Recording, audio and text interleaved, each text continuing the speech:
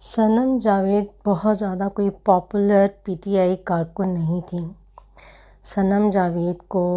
9 مئی 2023 کے واقعات سے کچھ عرصہ پہلے سے لوگ جانتے تھے as a social media activist, جنہیں مختلف جلسوں میں دیکھا جاتا تھا اور وہ کوئی نہ کوئی ایسا کامنٹ پاس کر دیتی تھیں مریم نواز کو یا نون لیگ کو لے کر، جس پر لوگ جو ہے وہ تبصرہ بھی کرتے تھے اور اٹیک بھی ہوتے تھے۔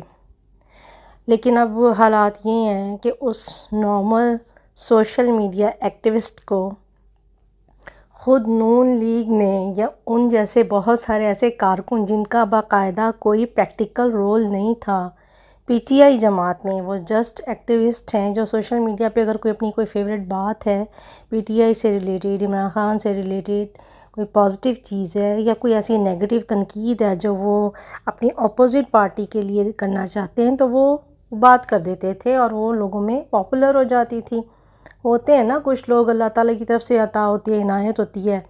کہ کسی کی بات جو ہے وہ دوسروں کے دل میں اتر جاتی ہے۔ شاید یہ بھی انہی میں سے کچھ لوگ تھے، جن میں سے ایک صنم جاوید بھی ہیں۔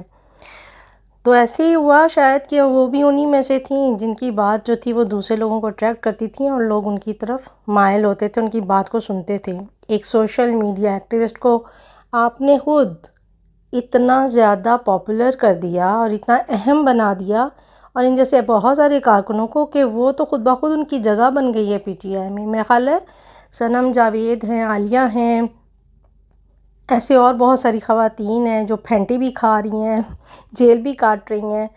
اور یہ وہ خواتین ہیں جو اب نیکسٹ الیکشنز میں یا نیکسٹ الیکشن میں پی ٹی آئی کی باقاعدہ مضبوط کارکن ہوں گی، اور ایسے 10-15 لوگوں پر بھاری ہوں گی جو بار بار پی ٹی آئی کو چھوڑ جاتے ہیں یا ان کی طرف سے بغاوت کرتے ہیں یا ان کی پی ٹی آئی کی جماعت کو بیچ میں چھوڑ جاتے ہیں یا یہ کہہ لیں پارٹی بدل لیتے ہیں۔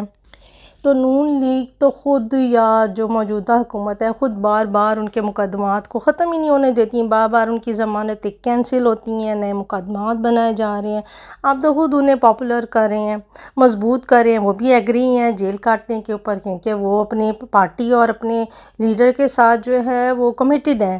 ان کے ساتھ سنسیئر ہیں، ان کے موقف کو سمجھتے ہیں، ان کے موقف کو فالو کرتے ہیں، تو وہ تو نہیں چھوڑنا چاہتے۔ ابھی بھی وہ صنم جاوید نے رات بھی یہی کہا ہے کہ ہم تو بھئی کل بھی آپ کے ساتھ ہیں عمران خان، ہم آئندہ بھی آپ کے ساتھ ہوں گے۔ تو آج ان کی والدہ کا انٹرویو دیکھ رہی تھی تو مجھے ہنسی آ رہی تھی، کہہ رہی تھی کہ میں نے عورت نہیں، میں نے چنگیز خان پیدا کی ہے۔ حقیقت بات ہے، چنگیز خان ہی پیدا کیے، ایک بہادر مطلب مرد کی طرح وہ ڈٹی ہوئی ہے، اور ایک نہتی عورت کو اریسٹ کرنے کے لیے جو خود کو خود پیش کر رہی ہے۔ 100-125 لوگ سادہ کپڑوں میں بھی، پولیس وردی میں بھی آ رہے ہیں، اریسٹ کر رہے ہیں، اور ایسے بہت سارے جرنلسٹ ہیں جن کو سادہ کپڑوں میں اس طرح بار بار اریسٹ کیا گیا ہے۔ تو رزلٹنٹ یہ کہنا یہ چاہتے ہیں کہ گورنمنٹ خود ایسے لوگوں کو ایکٹیو کر رہی ہے، پاپولر کر رہی ہے، اہمیت دلا رہی ہے، مضبوط کر رہی ہے، ان کو جیل کاٹ رہی ہے۔ وہ 8 مئی پچھلے سال 8 مئی کے واقعات سے لے کر ابھی تک وہ جیل کاٹ رہی ہے،